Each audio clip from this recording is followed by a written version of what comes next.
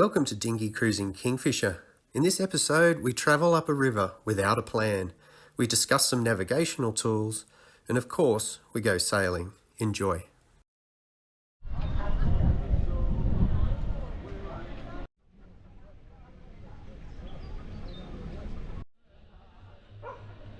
Welcome back to Dinghy Cruising with Kingfisher. I'm on trim, the Welsford Navigator again today, and we're spending 3 days up here at Wallace Lake, north of Sydney by about 3.5 hours.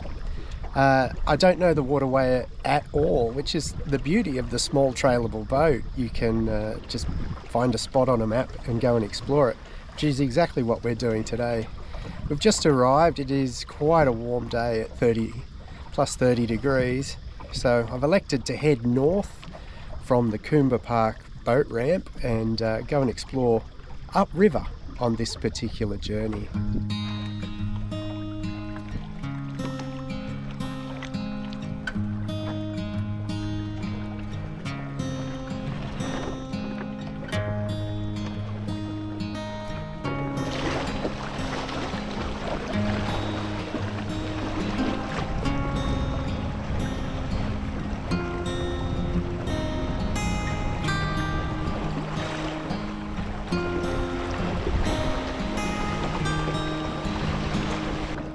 Literally threading the needle between these oyster leases.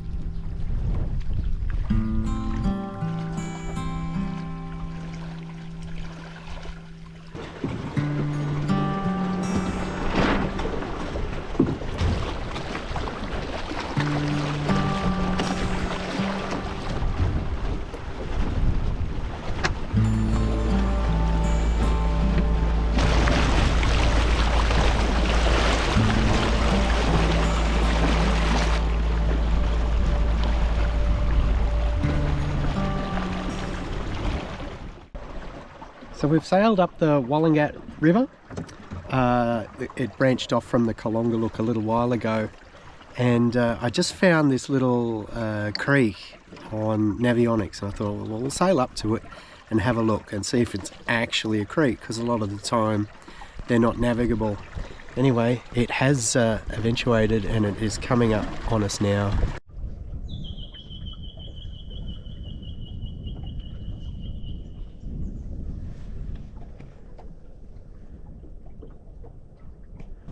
Just drifting along under the headsail. The centreboard is now up. It is quite shallow, and I've pulled the rudder up as well, so we're just drifting up the creek with the wind behind us. Might find a little spot to tie up and have a cup of tea.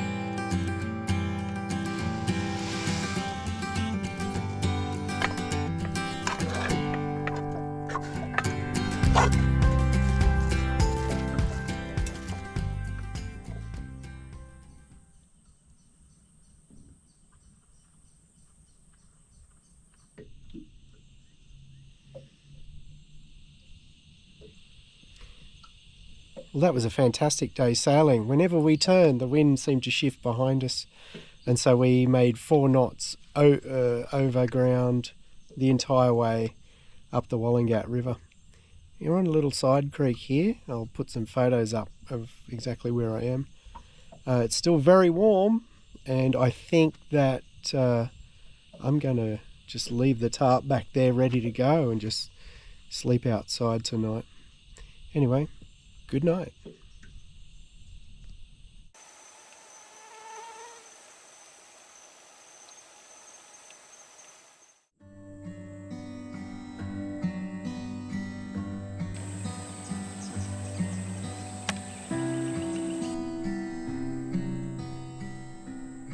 Well, good morning. Slept really well last night. It was so clear and so still. The stars in the sky were reflected in the water. Felt like the boat was just sitting in the middle of space. It was amazing.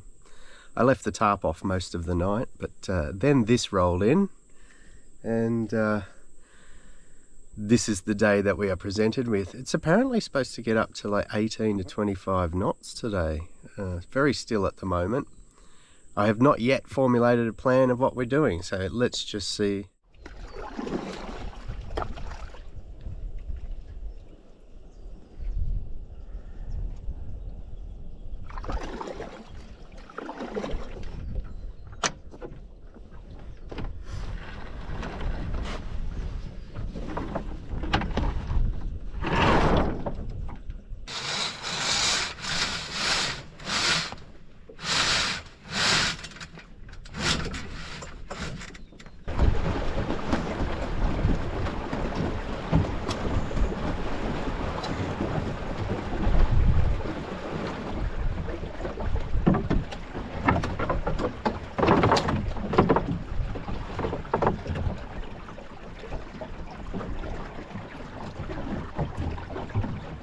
So we made the decision, we're going to sail south, which is upriver, if that makes sense. We are tacking into the breeze, but we are with the tide. And I just want to see how far up the river we can go. Now that we're out in the middle of the main Wallangat River, I've been able to get the centreboard all the way down and we're sailing nicely. It's probably 6 to 8 knots of breeze, but enough to make Trim push her 250 kilo hull and 150 kilo worth of skipper and gear up the river.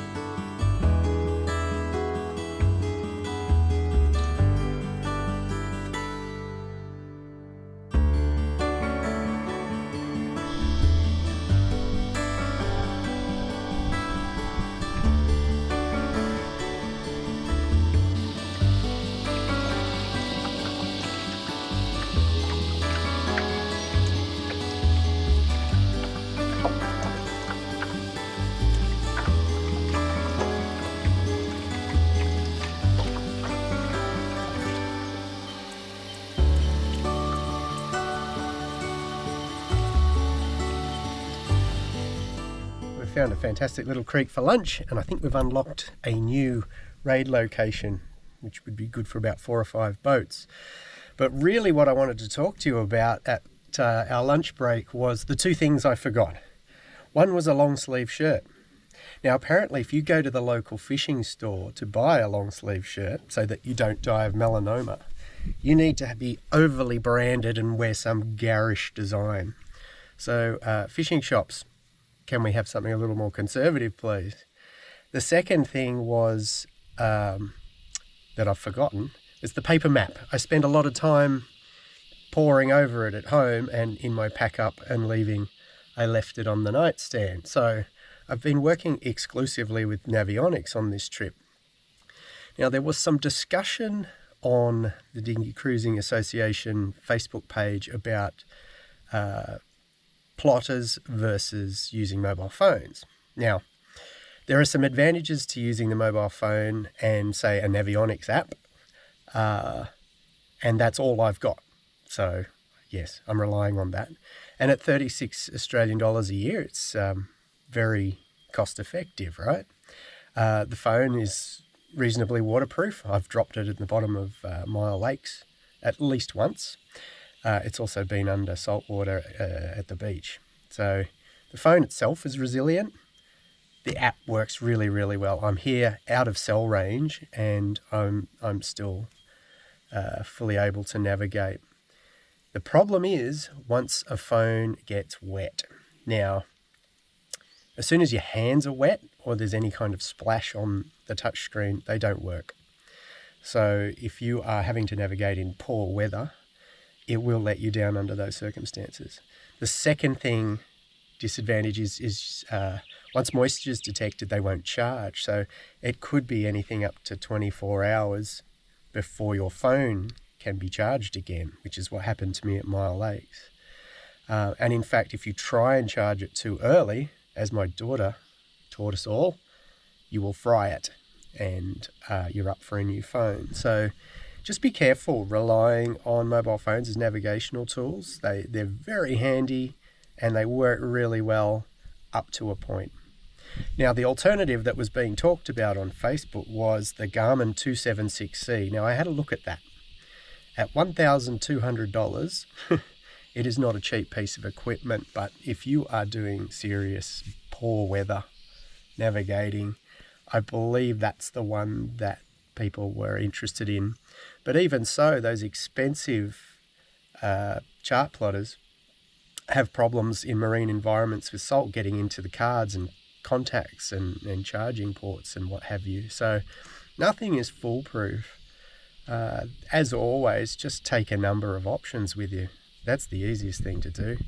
Paper, compass, phone, and if you can swing a chart plotter as well, then that's what you do. Cheers.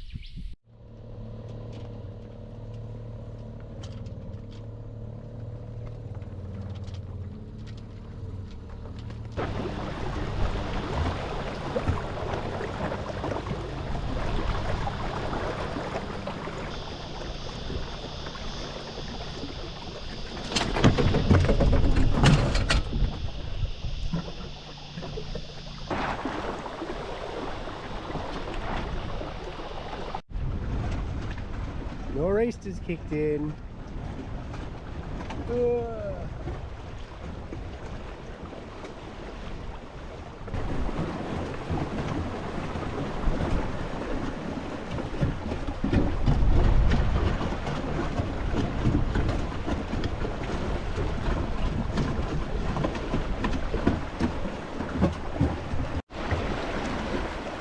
Over there is Mills Island. It looks like there's a way around the back of it, so we might give that a go. See if it is navigable.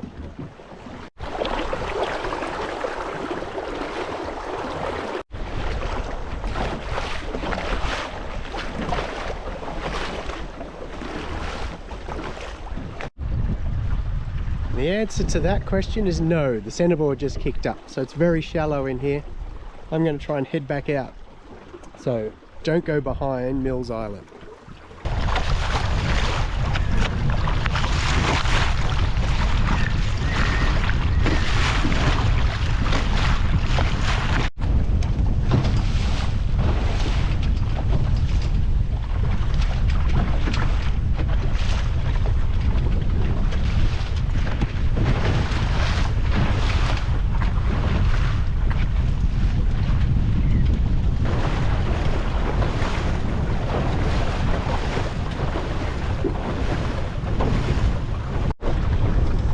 next exploration involved crossing Kalongaluk River in, it's probably around 15 knots, and have a look down Duck, I think it's called Duck Creek. Trouble is the easterly breeze is blowing straight in there, so I'm just going to do a drive-by. Looks to be okay further down, so drop the sail and handkerchief jib into Duck Creek.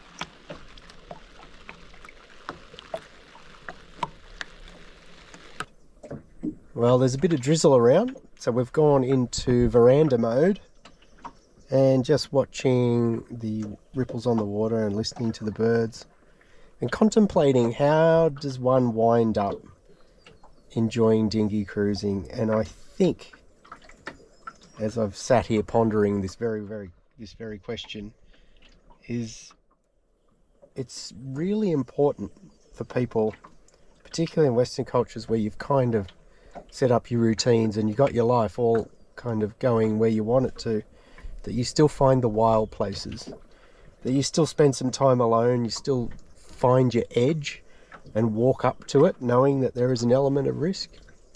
Keeps you fresh, keeps you alive, I think. Makes you a better partner, makes you a better parent, better colleague.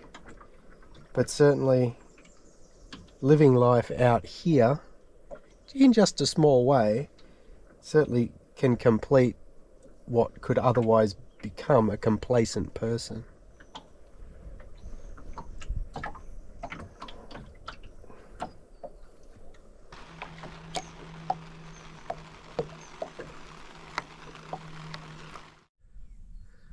Well, good morning. Slept like the dead last night. It was a big day sailing, so I went to bed early and that was the end of me. We're hoping for a little westerly to come through this morning and then for it to turn northeast later in the morning, which should help me get back to the boat ramp.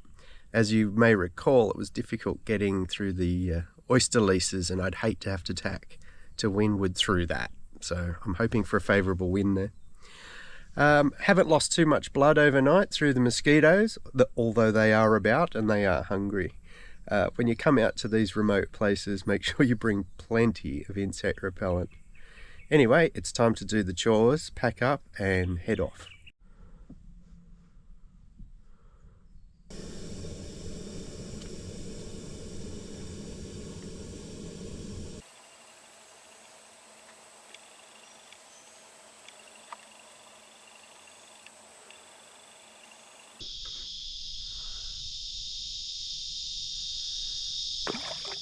Very muddy. Boat's actually sitting on the bottom. Fortunately, I got another aft anchor way out, so we should tow ourselves out with that once I retrieve this one.